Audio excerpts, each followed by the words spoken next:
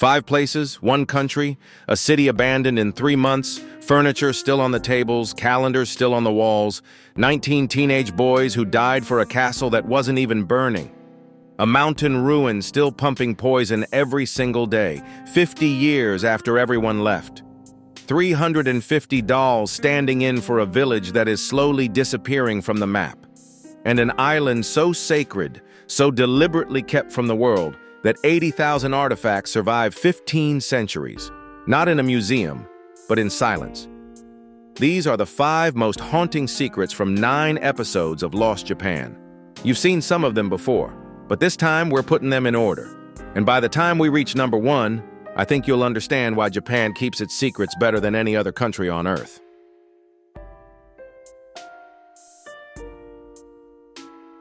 Welcome back to Lost Japan, where we uncover the places and stories that history almost forgot. Over the past 9 episodes, we've covered abandoned islands, drowned villages, forbidden coastlines, and dying mountain towns. Today is something different. Today, we count down the 5 moments that stopped viewers cold, the single facts that once you know them, you can't unknow. Starting at number 5 and working our way to the one place that I'd argue is the most extraordinary thing in Japan that almost no one talks about. Let's start the list. Number 5, Hashima Island, also known as Gunkanjima, Battleship Island. Picture a concrete city rising out of the East China Sea, 15 kilometers from Nagasaki. In 1959, this single island, just 480 meters long and 160 meters wide, held over 5,200 people. That's a population density of 835 residents per hectare, 9 times denser than present-day Tokyo. There were apartment blocks, a school, a cinema, a hospital, pachinko halls, a rooftop garden, and a swimming pool. Everything a city needs, on a rock smaller than most shopping malls. And then, in January 1974, Mitsubishi announced that the coal was running out. The mine would close. Workers had 3 months to leave. They did. And they left almost everything behind. Furniture, calendars frozen on 1974, school books open on classroom desks, a city of 5,200 people, emptied in 90 days.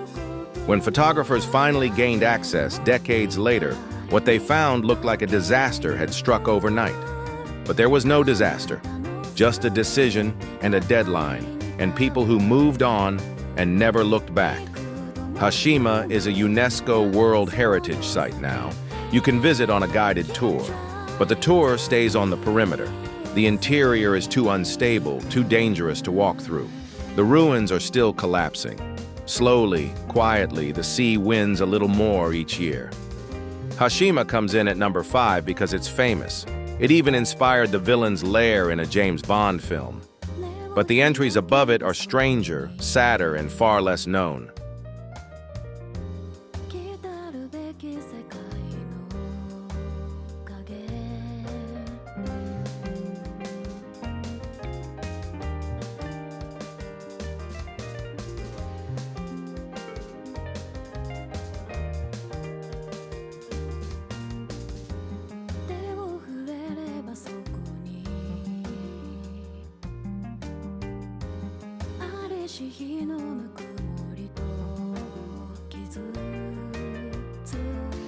Number 4, Japan's ghost villages, and one village in particular. Japan has over 9 million empty homes. That's not a typo. 9 million. Entire neighborhoods in major cities sit vacant, and in the countryside, the numbers are worse. In 2014, the government identified nearly 900 cities, towns, and villages that could cease to exist by 2040, nearly half of all municipalities in the country. In one hamlet in the mountains of Tokushima Prefecture, a woman named Tsukimi Ayano watched her neighbors die or leave, one by one, over the course of 20 years. Her response was not to move away. Her response was to make dolls, life-size dolls, seated at bus stops, propped against fences, standing at the entrance to empty houses, wearing real clothes, holding real tools. The doll count is now over 350. The human population of the village is around 30 and falling. Tsukimi makes roughly 10 new dolls every year. The real population shrinks by roughly the same number. There are dolls that look like her father, her mother, a school teacher who used to live down the road, a child who grew up and left and never came back. She calls the village Nagoro. Outsiders call it the Doll Village. Film crews and photographers come from around the world to document it. Tsukimi herself says she isn't trying to make art. She's just trying to keep the village from disappearing. Number 4, because the images are unforgettable, but also because it's not a story about the past. It's happening right now. The village of Nagoro is still shrinking. The dolls are still multiplying.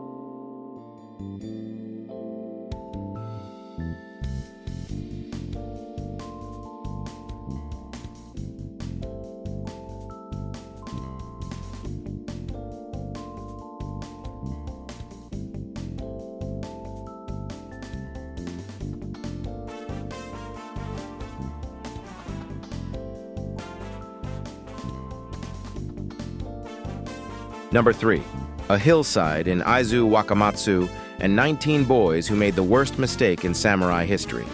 The year is 1868, Japan's Boshin War. The civil conflict that ended the samurai era has reached the castle town of Aizu. A group of teenage warriors, the youngest 16 years old, have climbed Imori Hill to watch the battle from above.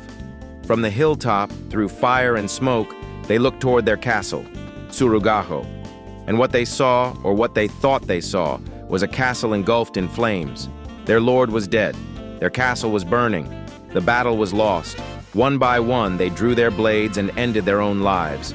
19 boys in a matter of minutes, in a ritual act of loyalty to a cause they believed had already ended.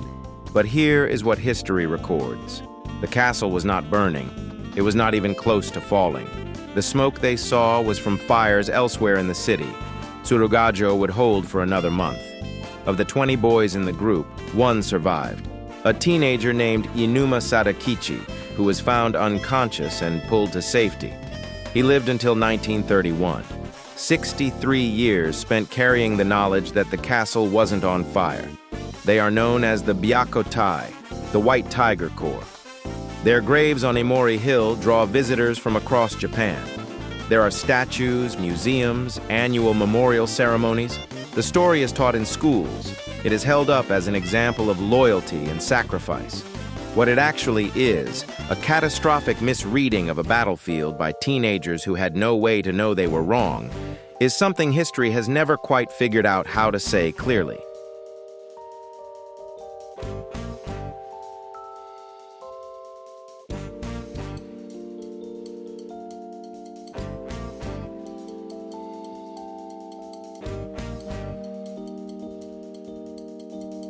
Number 2, Matsuo Mine, a city in the clouds that has never fully stopped existing. At 1,000 meters above sea level in the mountains of Iwate Prefecture, 9 concrete apartment blocks rise out of the fog. Most days you can't see the ground from the upper floors. The buildings are empty, windows shattered, floors collapsed. It looks like a city that was hit by something catastrophic. It wasn't. At its peak in the 1950s, Matsuo Mine produced more sulfur than almost anywhere else in the world. More than 4,000 people lived up here, entire families in a self-contained community with schools, shops, a post office, a cinema.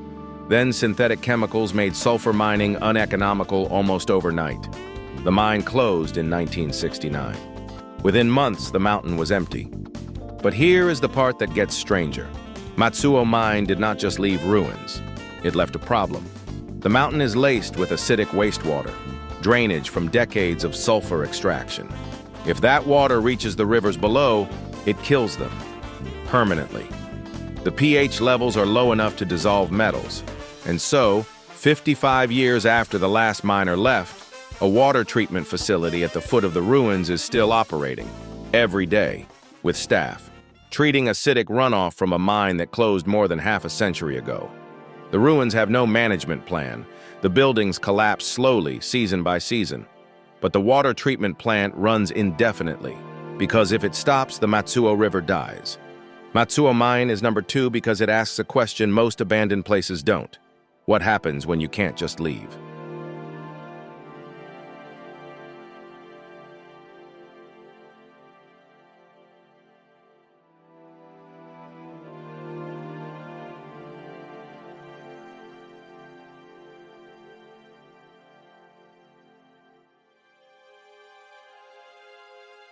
Number 1, Okinoshima, and I want to explain why nothing else comes close. 60 kilometers off the coast of Fukuoka, there is an island that appears on maps, in UNESCO documents, and in photographs taken from across the water. You cannot visit it. Access has been effectively closed. The island has been a sacred site to the Munakata clan and the Munakata Grand Shrine for over 1,500 years. The rules have never changed. Women are forbidden, always, entirely, no exceptions. Men who land must strip at the shoreline and bathe in the sea before setting foot on the island. And anything they see, anything they experience, they are forbidden by tradition to speak of after they leave. For 15 centuries, these rules held. The result is one of the most extraordinary archaeological records ever discovered anywhere on Earth. 80,000 artifacts, intact, on a single island, including Persian glass from Mesopotamia, chemically traced back to the Sassanid Empire. Gold rings identical to items found in Korean royal tombs of the same era. Silk Road trade goods from a 6th century Japan that, by the official historical record, had almost no direct contact with the Near East. These objects were not stored in a museum. They were left where the priests placed them, on an island that no one removed anything from, because the rules said you couldn't. The objects survived 15 centuries of typhoons, invasions, world wars, and the general collapse of almost everything around them, because a tradition held. UNESCO designated Okinoshima a World Heritage Site in 2017. The following year, the annual visit for lay worshippers, the one day per year when 200 men were permitted to land, was permanently canceled. The island is more protected now than before it was recognized. Some places gain power through distance and silence. Okinoshima is the proof.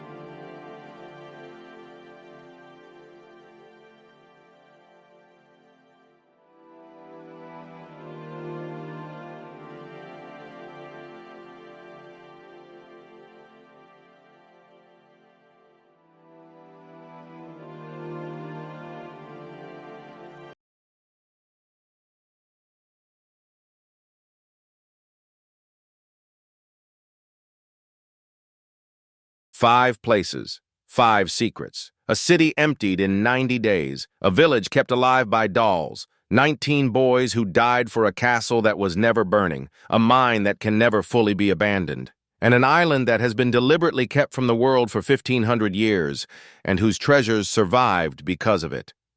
What these 5 places share isn't decay or tragedy or even forgetting.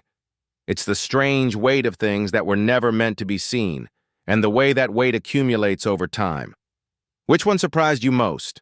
Leave it in the comments. I read everyone. If you're new to the channel, every story on this list has its own full episode. Links are in the description. Each one goes much deeper. Thank you for watching Lost Japan. We'll be back with more forgotten stories soon. Subscribe if you want to be there when we do. I'll see you in the next one.